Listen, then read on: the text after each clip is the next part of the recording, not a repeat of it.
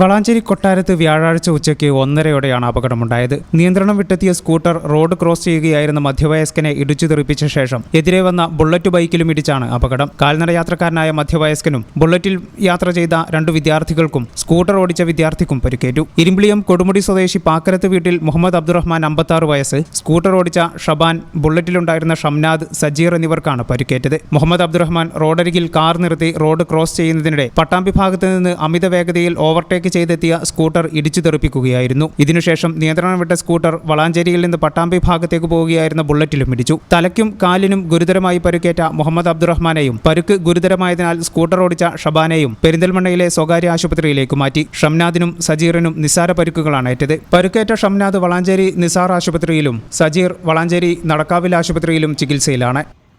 ഈ channel news Valanchery. BSc optometry ഒരു professional കോഴ്സാണ്. ഇതൊരു പ്രാക്ടിക്കൽ ഓറിയന്റഡ് കോഴ്സും കൂടിയാണ്. ക്ലാസ്സിൽ പഠിക്കുന്നതിനേക്കാൾ ക്ലിനിക്കൽ എക്സ്പോഷർ കൂടുതൽ വേണ്ടൊരു മേഖലയും കൂടിയാണ്. അൽസലാമ ഐ ഹോസ്പിറ്റലിൽ ആവശ്യത്തിലധികം ക്ലിനിക്കൽ എക്സ്പോഷർ നമുക്ക് ലഭിക്കുന്നുണ്ട്. അതുകൊണ്ട് തന്നെ വേഗത്തിൽ പഠിക്കാൻ പറ്റുന്നു, എല്ലാം മനസ്സിലാക്കാനും പറ്റുന്നു. We are very happy to be the part of Al Salama Optometry College.